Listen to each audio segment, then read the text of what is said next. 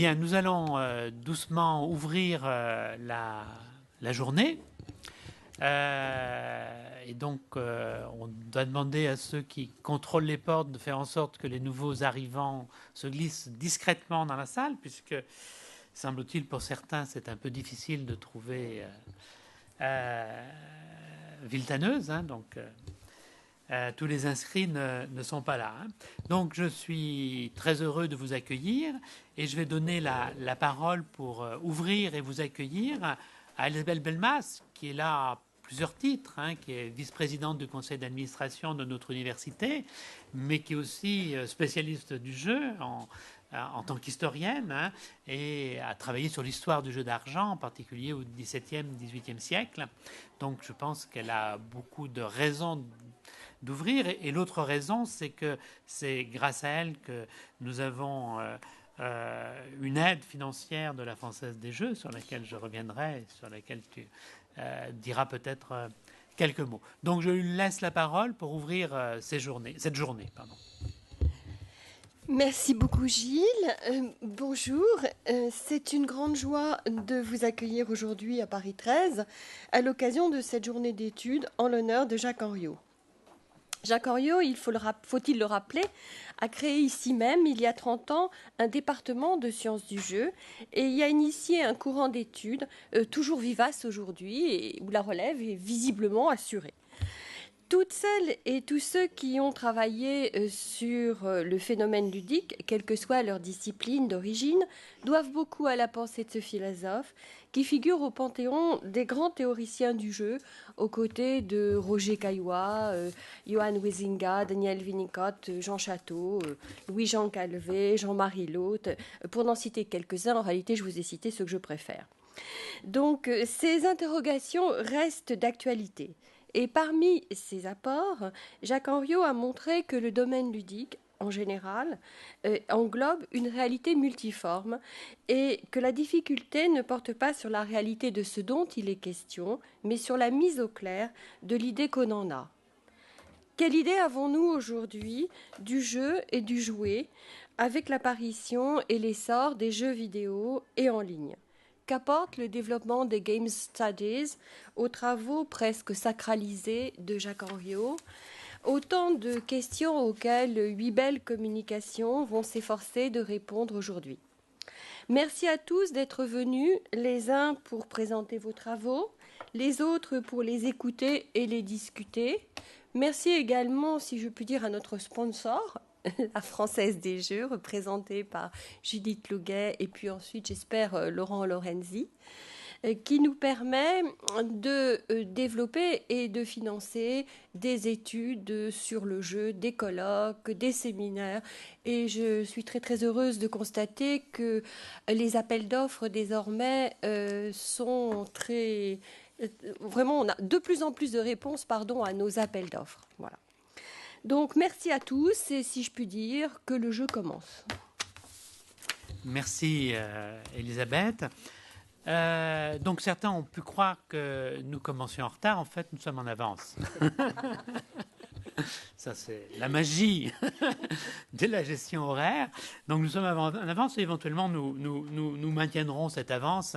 Je vais essayer de ne pas la manger entièrement, de façon à avoir plus de temps pour la discussion, ce qui est toujours plus agréable. Donc je vais faire une introduction à ces journées. D'abord en commençant par vous lire une lettre de Jacques Henriot. Jacques Henriot n'a pas voulu, n'a pas souhaité assister à ces journées, car son état de santé ne lui le permet pas, puis qu'il ne souhaite pas, je crois profondément, montrer une image autre de ce qu'il fut à ceux qui ont travaillé avec lui. En plus, il a des problèmes importants de vision, ce qui rend difficile le fait de participer à une activité comme ça, mais il l'a soutenu en étant très intéressé par cette initiative, et donc nous a d'une part envoyé une lettre que je vais vous lire, et d'autre part un texte sur lequel je reviendrai dans un moment et qui paraîtra avec les actes. Chers amis, je ne mérite pas le moindre hommage. Un hommage a toujours quelque chose d'excessif. Je n'ai fait, en mon temps, que me trouver au confluent d'un certain nombre de tendances, de courants d'idées, et rencontrer en cette université naissante une occasion de leur donner corps. La philosophie n'est pas à mes yeux une tradition, une doctrine, une institution, encore moins un savoir. C'est une manière d'aborder les choses, de s'interroger sur ce qu'elles signifient. Il m'a paru très vite que l'une des questions les plus importantes et que nul ne soulevait était celle du jeu. Je me suis simplement demandé ce que voulait dire le verbe jouer. Je ne suis guère allé plus loin, j'en suis toujours là. C'est avec une profonde satisfaction que je constate que d'autres suivent cette voie et continuent de réfléchir. Je leur souhaite un avenir heureux, que mon absence leur soit présente. Jacques Henriot. Tout Henriot est dans cette lettre quelque part, avec sa modestie, sa distance et son soutien à ceux qui peuvent continuer son travail, soutien qu'il a manifesté à plusieurs d'entre nous et à moi-même en particulier. Donc ce que je voulais peut-être commencer, c'est évoquer un peu l'aventure qui a commencé il y a 30 ans, ici même, dans cette université. Cette salle n'était pas aussi belle à cette époque-là. Mais c'était dans ces lieux qui se sont plutôt améliorés en 30 ans, avec la volonté de personnes à Paris 13 de réunir des spécialistes du jeu pour envisager la possibilité de créer quelque chose, une formation, un centre de recherche sur le jeu et le jouet. Donc c'était relativement informel, et de premières réunions ont permis à différentes personnes de participer. Et moi-même, j'y ai été invité parce que je travaillais à cette époque-là avec Robert Jolin à Paris 7 autour d'un projet qui était financé par le ministère, d'une recherche qu'on appelait en ethnotechnologie sur le jeu et le jouet, donc dans un esprit de recherche ethnologique. D'une part, et Jacques Henriot, qui à cette époque-là, il est toujours resté d'ailleurs, était professeur de philosophie à Rouen, a participé à ces mêmes réunions en tant que spécialiste déjà connu et reconnu du jeu, en particulier pour son premier ouvrage sur le sujet, Le jeu, paru aux presses universitaires de France. Alors, ce qui est assez étonnant, c'est qu'en même temps, je préparais l'agrégation de philosophie. Et il se trouve que, mais je ne savais pas, quand j'avais les premières réunions avec Jacques Henriot, que Jacques Henriot était au jury de l'agrégation. Il a d'ailleurs été assez sympathique pour me dévoiler ma place après l'écrit, ce qui m'a permis de tenir une épreuve que je croyais parmi les plus difficiles, mais depuis je travaille sur le rapport de l'ARS, donc j'ai trouvé pire. Donc ça c'est un joke interne à la vie universitaire. Donc il s'est créé quelque chose, si vous voulez, à la fois autour de ce projet à Paris 13 et le fait peut-être une solidarité de philosophes qui s'est développée avec Jacques Henriot, même si très vite j'ai développé mes recherches dans un autre domaine que la philosophie. Toujours est-il que sur ces entrefaits, en fait, moi je suis parti en Afrique et sans plus savoir ce qui se passait ici, mais le hasard, alors c'est un hasard nettement moins heureux, a fait qu'une guerre civile a éclaté là où je me trouvais en Afrique et que très vite je suis revenu en France. J'ai averti Jacques Henriot que j'étais de retour et il m'a dit que notre affaire avançait et que l'année suivante, nous allions pouvoir créer quelque chose qui fut pendant 2 ans une petite option d'un DEA. Autour de cette question du jeu avec relativement peu de cours, avant d'obtenir dans l'année universitaire 81-82 un DESS en sciences du jeu. Il n'y avait pas encore beaucoup de DESS, c'était un diplôme relativement neuf. Et ce n'était pas la première année, nous avons obtenu un DESS en sciences du jeu, et parallèlement, nous avons construit cette petit centre de recherche et un petit département, parce que nous étions petits sur tous les points, autour de cette thématique-là, en d'emblée utilisant la notion de science du jeu, qui était le terme qu'avait choisi et que valorisait Jacques Henriot. Jacques Henriot était détaché pour un mi-temps à Paris 13, tout en restant professeur à Rouen. En ce temps-là, les choses se passaient de façon beaucoup plus informelle que maintenant. Voilà. je vois qu'on comprend la différence. Et donc, l'aventure commence. Alors, la notion de science du jeu, elle est centrale. Et elle apparaît dans cet ouvrage Sous couleur de jouet, un ouvrage de 89, qui est véritablement l'ouvrage qui s'appuie sur les cours que Jacques Henriot donnait ici et sur la réflexion qu'il développait à cette occasion. C'est-à-dire la possibilité peut-être de penser le jeu dans un autre contexte. Son public n'était plus des philosophes comme à Rouen, et d'autre part d'approfondir cette question dans l'idée de développer, au-delà même de son propre travail, un travail d'une équipe qui pourrait s'intéresser à l'ensemble des phénomènes ludiques. Donc je cite Sous couleur de jouet, la métaphore ludique, page 158. Il y a une science des jeux, il y aura des sciences du jeu. La chose ainsi nommée relève à la fois d'une analyse historique, sociologique, ethnologique et d'une étude s'inspirant, tout en prenant ses distances à leur égard, des méthodes de la psychologie. Primordialement, l'entreprise suppose que l'on mette au jour le contenu idéologique et les présupposés métaphysiques d'une telle idée, que l'on cherche ce qu'elle représente pour ceux qui en font usage. À ce titre, les sciences du jeu justifient leur rattachement au cadre général des études anthropologiques. Donc c'était tout à fait sa vision. En plus, il utilise souvent la référence à Marcel Mauss pour parler d'un fait social total, pour évoquer le jeu. Mauss qui était d'ailleurs au programme de l'agrégation où j'étais étudiant et lui membre du jury. Il était aussi au jury ? Ah oui, il était au jury de l'agrégation. Il était au jury de l'agrégation, c'est pour ça qu'il m'avait... Non, pas Mauss quand même. Non. Ah non. Il faisait peur. Chronologiquement, ça pouvait pas aller. Ah non, c'est pas possible. Non, c'était c'était déjà mort. C'était Henriot qui était donc au jury. Oui. Alors, à travers cette pensée qui se développe autour des sciences du jeu dans les années 80, chez Henriot, il y a bien l'idée d'articuler deux approches, à savoir la première approche qui est développée en particulier dans l'ouvrage Le Jeu, mais dans d'autres articles, ouvrages, et il y a une bibliographie qu'il nous a proposée lui-même, qui est à votre disposition, sur les œuvres d'Henriot concernant le jeu, puisqu'il y a d'autres œuvres qui ne concernent pas le jeu ou qui le concernent moins directement autour de ses travaux sur l'obligation ou la condition volontaire. Donc, page 159 du même ouvrage Sous couleur de jouet, il écrit plutôt « Ainsi s'avère la nécessité d'une jointure et d'une transition entre une phénoménologie de l'attitude ludique, esquissée dans mon étude Le Jeu, donc ça, et une anthropologie du phénomène ludique pris dans sa totalité.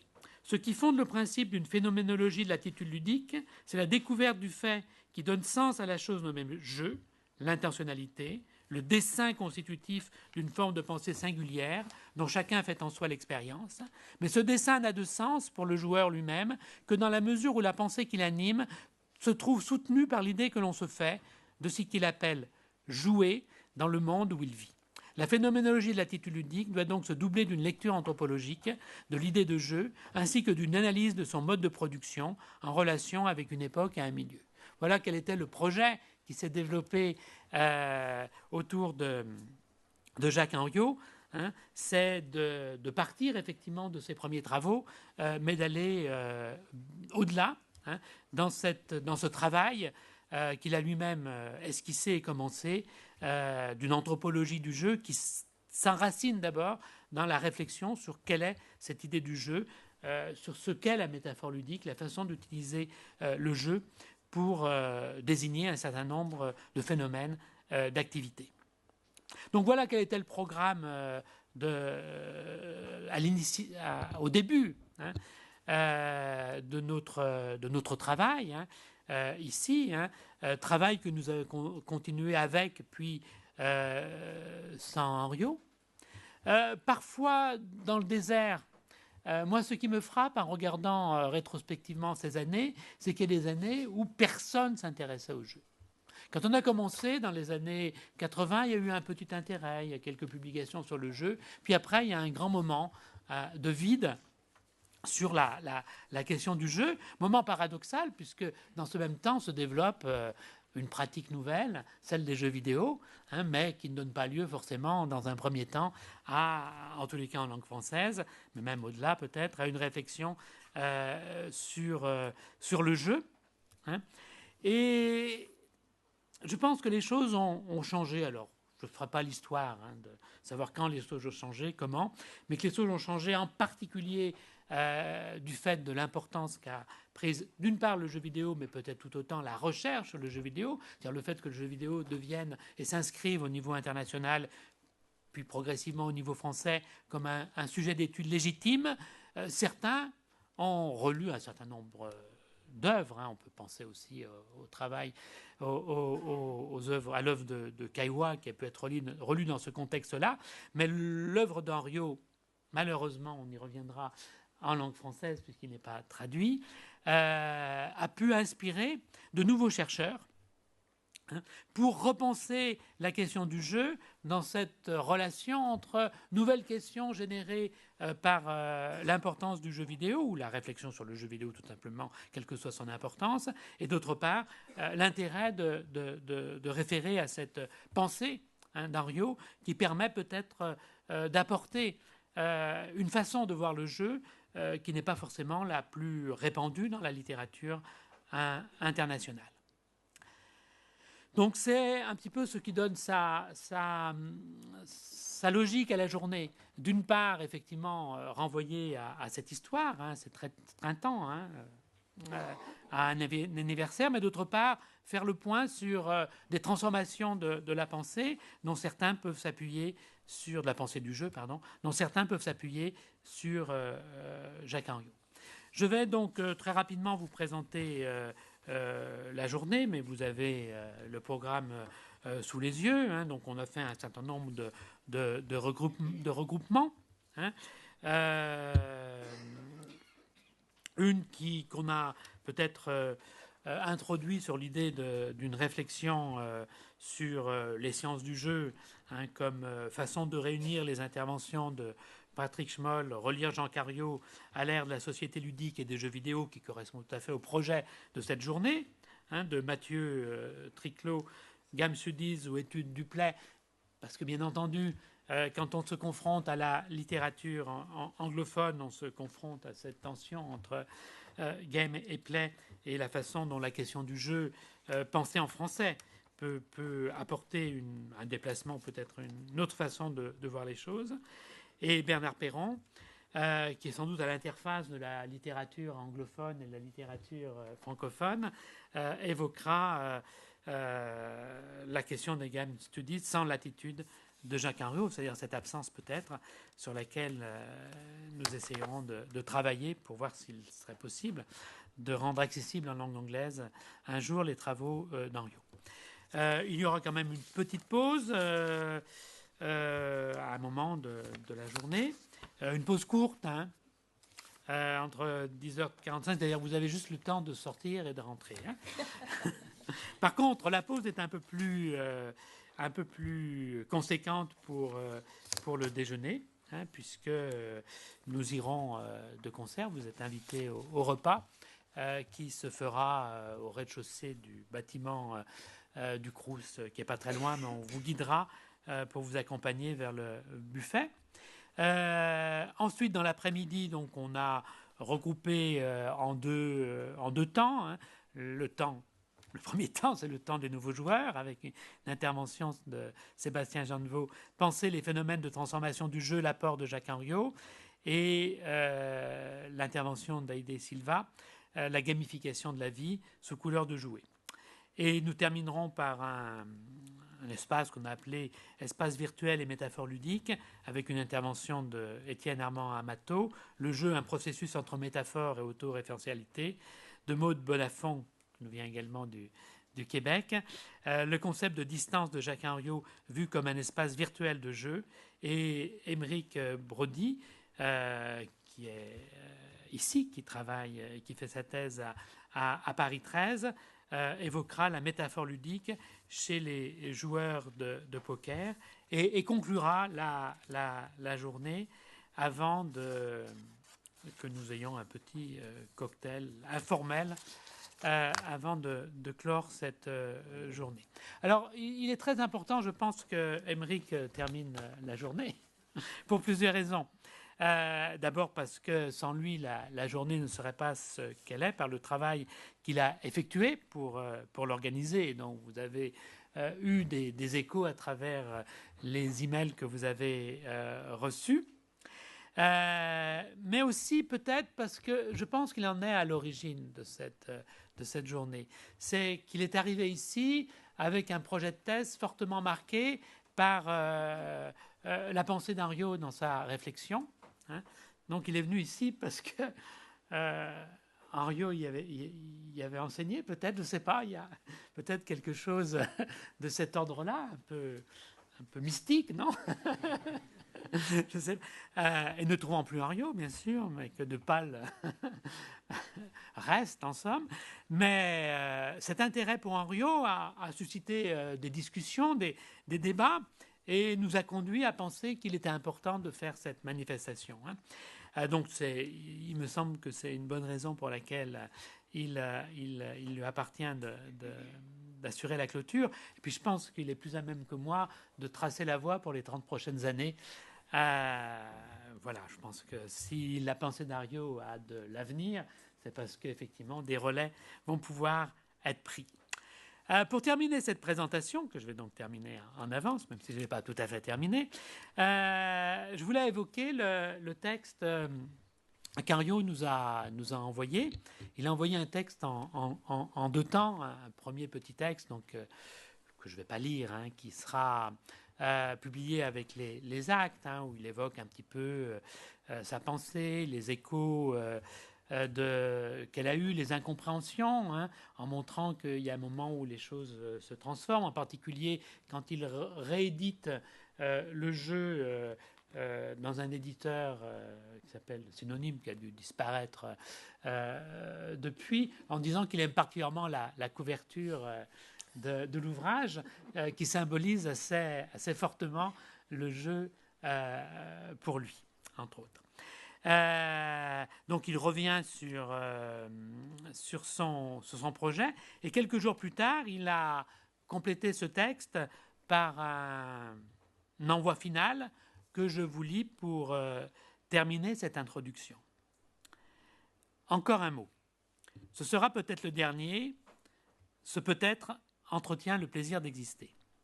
Au reçu de divers témoignages et de quelques commentaires, j'ai cru comprendre que l'on n'avait pas toujours bien saisi le sens de ma démarche. Je n'ai pas voulu expliquer ma propre conception, dire ce que j'entendais moi-même par jouer, mais rassembler et chercher à interpréter les diverses manières dont on parlait de cette chose étrange qu'est le jeu. L'enquêteur gardait ses distances, laissant place à des informations, des images, cueillies au jour le jour, de ci de là, empiriquement, par un observateur de la société de son temps, s'efforçant dans la mesure du possible de faire abstraction de son point de vue personnel. Le philosophe, aux aguets, ne prit vraiment la parole qu'au moment de s'interroger, se demandant si l'on pouvait réellement concevoir et pratiquer une forme de conduite répondant à l'idée que l'on semblait s'en faire. N'en sachant pas davantage, j'en restais là et me contentais, après avoir posé la question, de la laisser en suspens. Que l'on ne dise donc pas qu'à la suite de tant d'autres, j'ai tracé les contours d'une théorie du jeu. Il m'a seulement paru nécessaire de réfléchir à la possibilité d'une telle théorie. Donc c'est sur ces propos de Jacques Henriot, philosophe jusqu'au bout, que je vous remercie. Et donc je vous propose de commencer avec un quart d'heure d'avance le programme, ce qui nous permettra d'avoir un peu de temps de discussion, et donner la parole donc à Patrick Schmoll, dont je vais essayer de trouver, mais je devrais sans problème trouver donc une petite manipulation. Alors, comment on va faire? Et comment est-ce que donc le problème, c'est celui des fils. Toujours en informatique, c'est pas ce que vous avez remarqué. Le problème principal, c'est un problème de fil. Voilà. Fil conducteur de la pensée. Voilà. Voilà, je pense que vous êtes. Donc c'est un Mac pour avancer, j'utilise. Voilà, la flèche, ça va très bien.